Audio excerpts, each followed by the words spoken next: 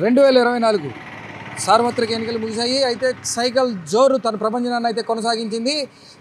ఈ ప్రభంజనంలో అధికార పార్టీ తుడిచిపెట్టుకున్న పరిస్థితి మనకు కనబడతా ఉంది. అయితే చంద్రబాబు నాయుడు ఆంధ్ర రాష్ట్రంలోనే కాదు సెంట్రల్లో కూడా అంటే కేంద్ర ప్రభుత్వంలో కూడా కీలక పాత్ర, ఎన్డీఏలో కీలక పాత్ర, పెద్దన్న పాత్ర పోషించే పరిస్థితి మనకు కనబడతా ఉంది. అయితే మొదట 9వ తారీఖు తన ప్రమాణ స్వీకారాన్ని చేయాలనుకున్నప్పటికీ 9వ తారీఖు మోదీ ప్రమాణ స్వీకారం చేయనున్నట్లు వార్తలు వస్తున్నాయి. దీనికి సంబంధించి మోడీ ఈసారి ఆంధ్రప్రదేశ్ ముఖ్యమంత్రిగా చంద్రబాబు నాయుడు పదవీ స్వీకార మహోత్సవానికి మోడీ చీఫ్ గెస్ట్గా రానున్న నేపథ్యంలో 12వ తారీఖు మార్చే అవకాశం ఉన్నట్లుగా కూడా పార్టీ వర్గాల నుంచి మనకు తెలుస్తూ ఉంది.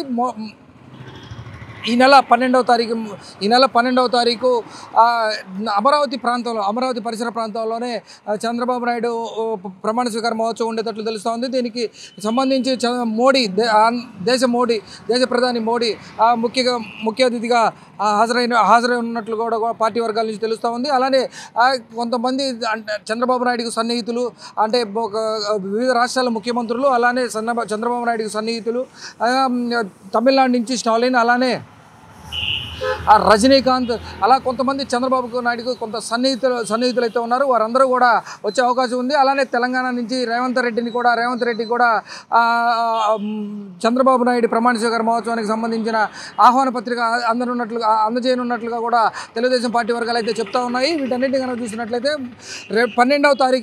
ఈ నెల 12వ తారీఖున చంద్రబాబు నాయుడు ప్రమాణ స్వీకారం ఉన్నట్లుగా కూడా మనకు తెలుస్తూ ఉంది. దానికి సంబంధించి ఇప్పటికే కొంత వేర్పాట్లకు స్థల పరిశీలన కూడా జరుగుతున్నట్లుగా కూడా తెలుస్తుంది. ఇప్పటికే కొన్ని ఏదైతే ప్రమాణ స్వీకార మహోత్సవానికి సంబంధించిన వేర్పాట్లకు సంబంధించి కొంత సామాగ్రిని కూడా తీసుకొచ్చినట్లుగా కూడా మనకు తెలుస్తూ ఉంది. ఇప్పటికే చంద్రబాబు నాయుడు నివాస గృహం వద్ద పోలీసులు బందోబస్తు కూడా పూర్తి స్థాయిలో పెంచిన నేపథ్యం మనకు కనబడుతూ ఉంది.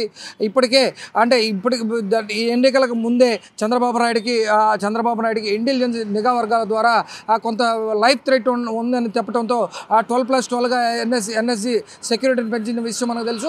ఆ నేపథ్యంలోనే చంద్రబాబు నాయుడికి మరోసారి ముఖ్యమంత్రిగా కానున్న నేపథ్యంలో అతనికి పోలీస్ బందోబస్తు పూర్తిగా బాగా పెంచినట్లుగా కూడా తెలుస్తూ ఉంది. అయితే ఉండవల్లి కరకట్ట మీద పోలీసుల బందోబస్తు, అలానే పోలీసుల పహారా ఎక్కువైనట్లుగా కూడా మనకు విజువల్లో చూస్తా ఉన్నాం, మనకు తెలుస్తూ ఉంది.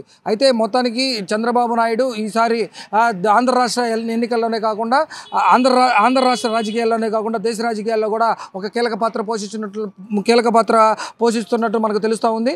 అయితే ఏదైతే చంద్రబాబు నాయుడు కోరుకున్నాడో అలానే చంద్రబాబు నాయుడు రాజకీయ జీవితంలో ఎప్పుడు కూడా చూడని విజయాన్ని అయితే ఈసారి 2024 ఎన్నికల్లో చూసినట్లుగా కూడా నిన్న మనకు చెప్పిన నేపథ్యం.